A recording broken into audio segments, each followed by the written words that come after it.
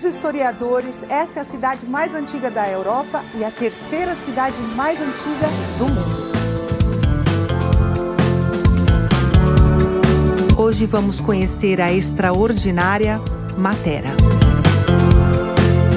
Chamada também de Città dei Sassi, ou Cidade das Rochas, essa maravilha na Basilicata existe desde a pré-história.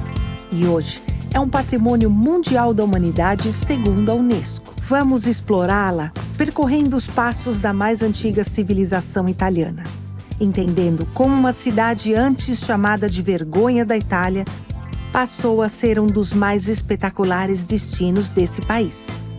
Essa viagem também é gastronômica. Aprenderemos a fazer o famoso pão de Matera, um dos mais conhecidos da Itália. E no final te levo para uma trattoria em uma gruta, onde a tradição se encontra com a abundância italiana. Então vamos voltar à pré-história para começar a entender a história de Matera. Estamos indo ao Parque Nacional da Murgia, que é esse lado da cidade feito todo em rocha. É ali que há mais de 15 mil anos nasceu a cidade de Matera. Em uma grande rocha chamada calcenite, muito porosa e de fácil escavação, ela deu oportunidade ao homem de transformá-la em uma cidade ao longo dos séculos.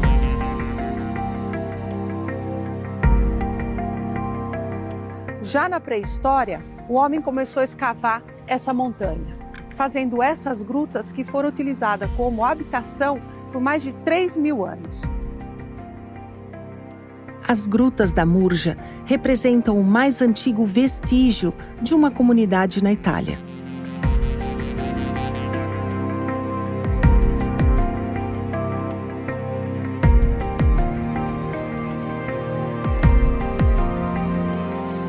E o Parque da Murgia foi cenário de muitas produções em Hollywood. Mel Gibson, em 2003, A Paixão de Cristo, colocou aqui a sua cruz.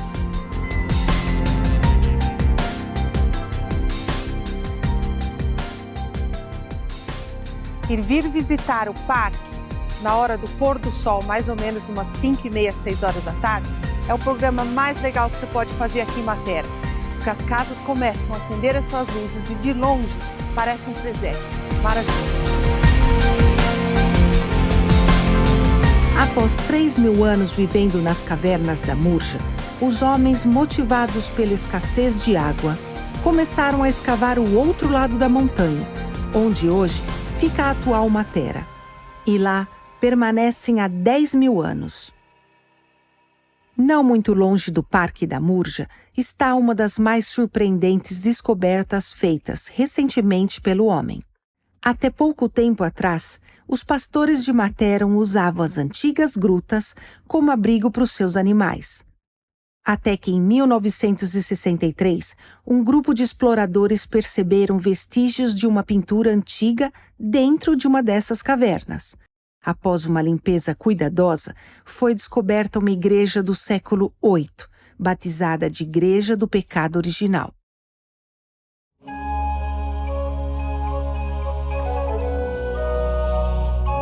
Seu nome vem de um dos afrescos que narra a criação do mundo. E o mais interessante é que aqui o fruto do pecado é representado por um figo, não uma maçã. E faz todo sentido, porque o Adão se cobriu com as folhas da árvore de onde ele colheu o fruto, e eram folhas de uma figueira.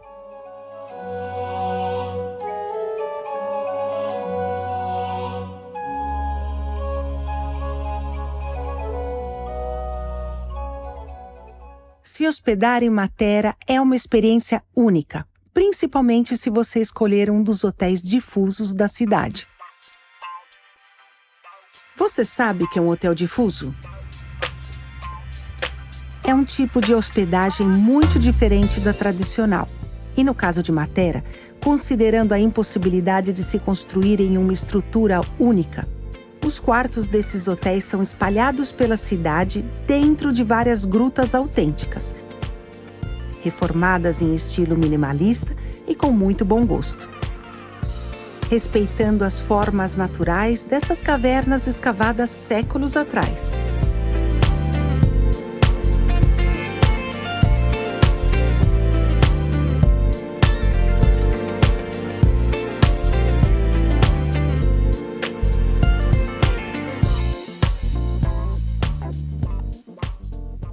No segundo dia de Matera, começamos a entender os obstáculos que um povo tinha que superar morando nesse cenário. Recolher água era um dos maiores desafios dessa cidade. Matera não tinha uma nascente de água natural. Assim, suas ruas foram construídas em declive, de modo a canalizar a água da chuva em canaletas que cruzavam toda a cidade. E até hoje, quando chove, você consegue ver o caminho que a água percorre.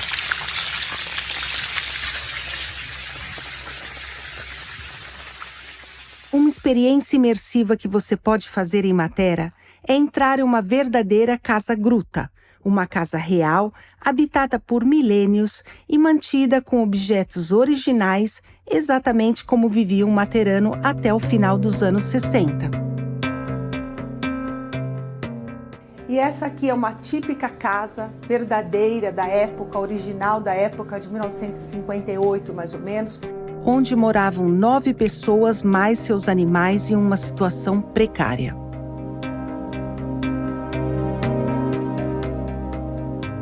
Aqui você pode ver a canaleta que transportava a água da chuva até os poços dentro de casa.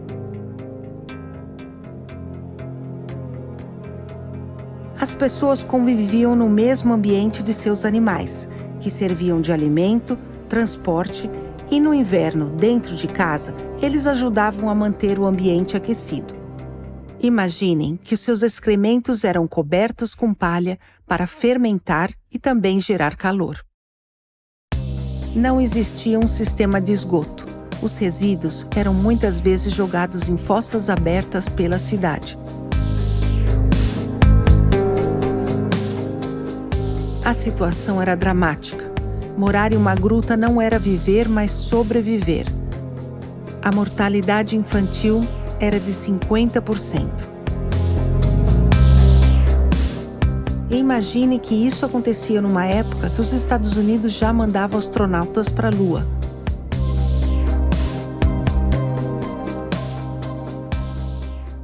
Na década de 60, por obrigação sanitária, o governo transferiu todos os habitantes das grutas para casas modernas construídas nos arredores da cidade. E essa Matera nas Rochas ficou abandonada por 30 anos, quando foi chamada de vergonha da Itália. Até que na década de 80 chegou finalmente uma boa notícia. O governo, para incentivar as pessoas a voltar a investir nessa cidade, ele deu a concessão gratuita por 99 anos para quem quisesse apostar em um comércio, um restaurante, um hotel e outras atividades. A partir daí começou a crescer o turismo aqui em Matera. E hoje aqui o que não falta são lojinhas e restaurantes muito charmosos.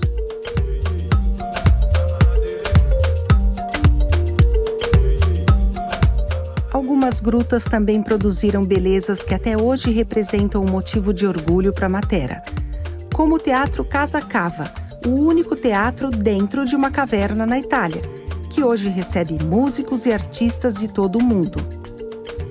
E aqui a acústica é tão perfeita que o uso de microfones é totalmente desnecessário. E as rochas também são material de trabalho para o artista Eustáquio Ricci, que usou as mesmas pedras que compõem a cidade para criar uma fiel Matera em miniatura.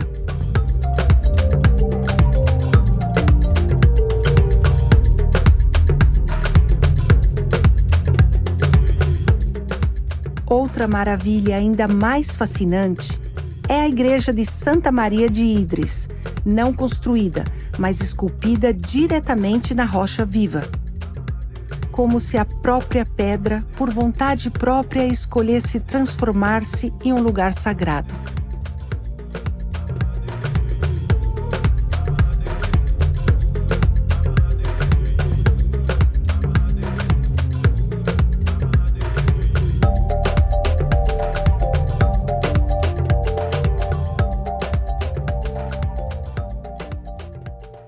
Normalmente, uma cidade italiana que tem tanta história tem também uma grande tradição gastronômica. E Matera é conhecida pelo seu pão, que além de delicioso, tem uma história apaixonante. Uma coisa muito legal que tinha em Matera, mas que também tinha em outras cidades da Itália, eram os fornos públicos. Até a década de 50, as famílias não tinham um forno dentro de seus lares. Então, as mulheres preparavam suas massas de pão em casa e na manhã do dia seguinte, passava um funcionário do forno e levava essa massa para assar. Aí você me pergunta, como eles não confundiam o meu pão com o pão do meu vizinho? Para poder diferenciar toda a família junto com a massa do pão, era obrigada a mandar um carimbo com suas iniciais ou um símbolo. E o que é mais legal, que em Matera existem ainda alguns artesãos que fazem manualmente esse carimbo personalizado com as suas iniciais. Um deles é o materano Giovanni Ricciardi, um artesão ceramista.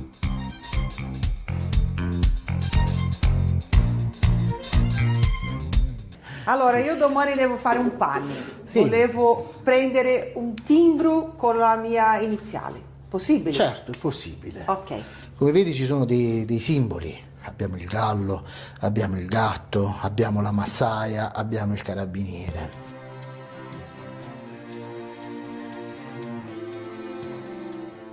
Il timbro del pane nasce per la necessità di dover marchiare il pane. Il pane veniva impastato in casa.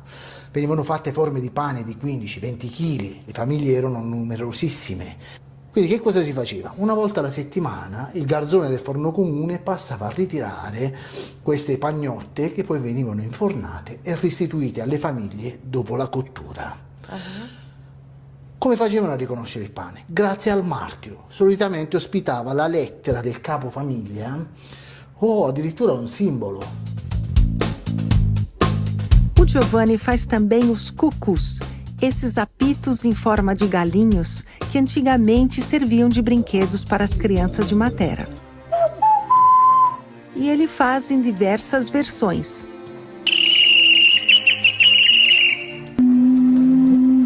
Bello il suono di questo. Vedi, è arrivato un uccellino, guarda.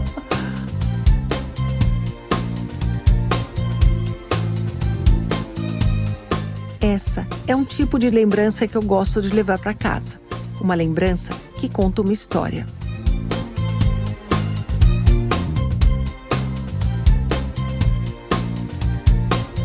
Com meu autêntico carimbo na mão, fomos até uma panificadora de Matera que um dia foi um forno público, a de Gennaro Perroni, que desde 1890 segue as tradições da panificação local.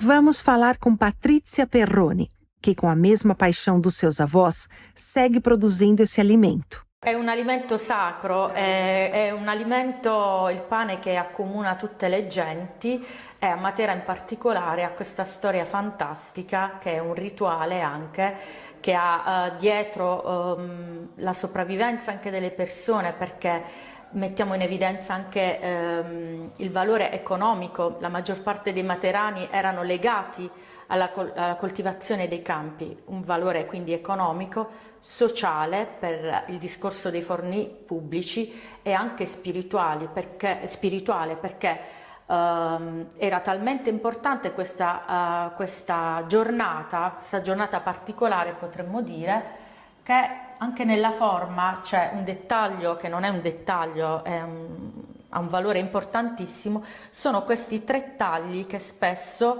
ci sono, che non sono un vezzo del fornaio, ma semplicemente alla fine della panificazione un ringraziamento a Dio, quindi sono il simbolo della Trinità, quindi si ringraziava Dio nel nome del Padre, del Figlio e dello Spirito Santo.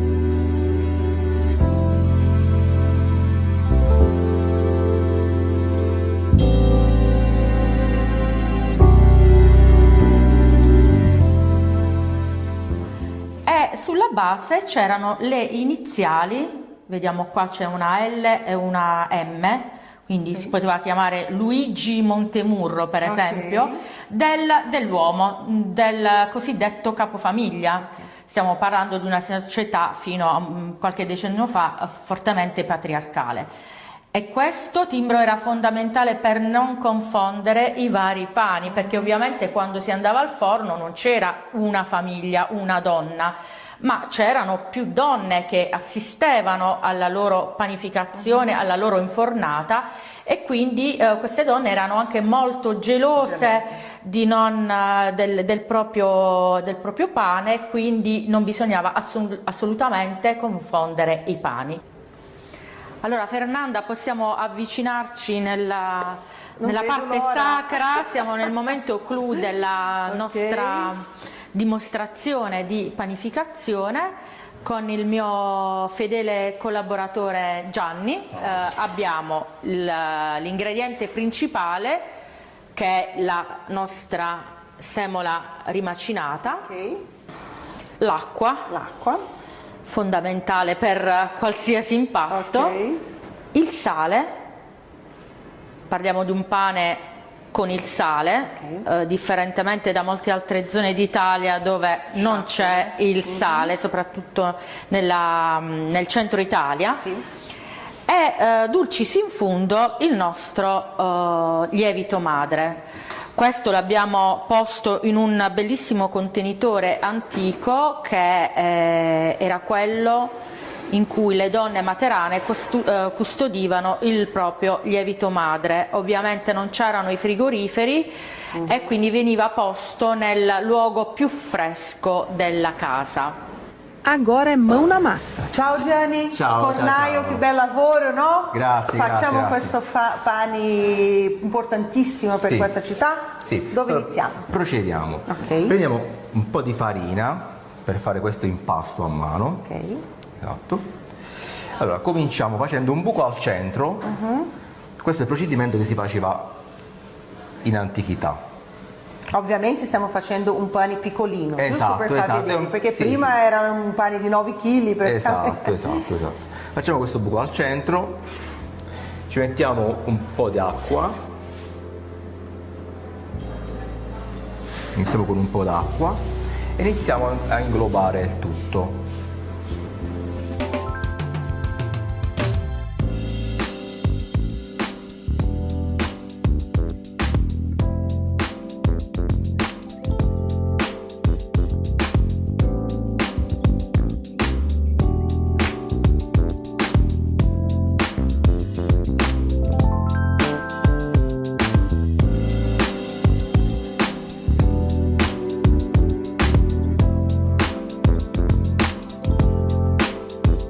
Mettiamo un po' di sale, mettiamo il sale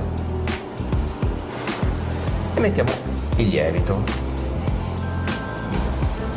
e inglobiamo tutto e iniziamo a lavorarlo.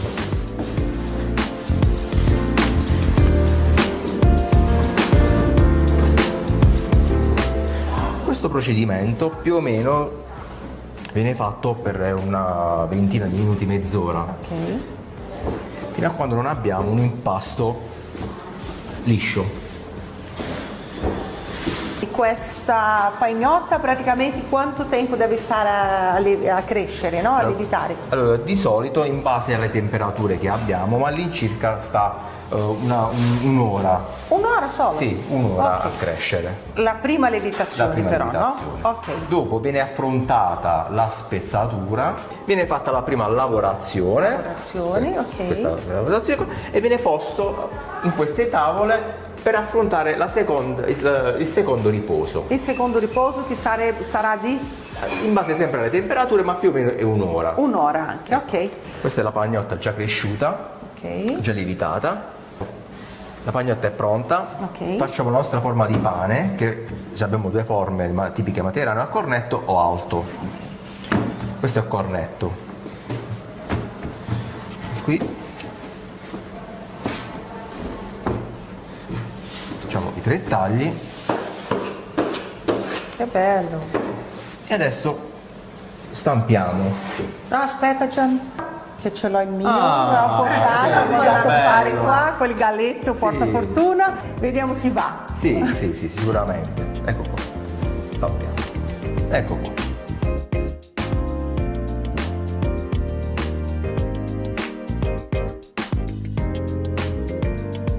Adesso siamo arrivati al momento più importante, no? Sì, quello dell'assaggio è fondamentale, quindi dopo la nostra cottura il pane è pronto. Notiamo la croccantezza, la bontà sta in questo contrasto fra la crosta e la mollica morbida.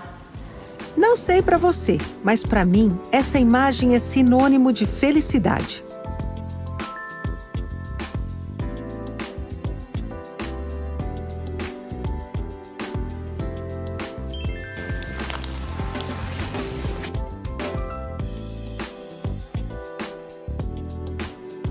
Caiu a noite e eu ainda tinha fome e disposição para conhecer mais a fundo a gastronomia de Matera. E por isso escolhi uma das mais tradicionais trattorias nas grutas, a Trattoria del Caveoso. Ciao Nicola! Fernanda, da come quanto stai? tempo? Bentornata, come Grazie va? mille, Come tutto va? bene, non vedevo l'ora di tornare qua. Piacere vedere.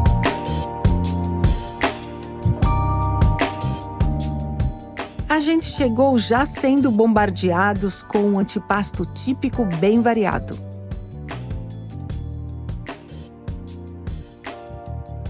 A entradinha mais tradicional é o pepperoni crusco, um pimentão seco ao sol e frito por poucos segundos, como se fosse a batatinha frita deles. O pepperoni crusco também é usado em massas para dar um toque crocante. Um outro prato da tradição é o creme de favas e chicórias, uma mistura de doce e amargo que é muito usada aqui na região.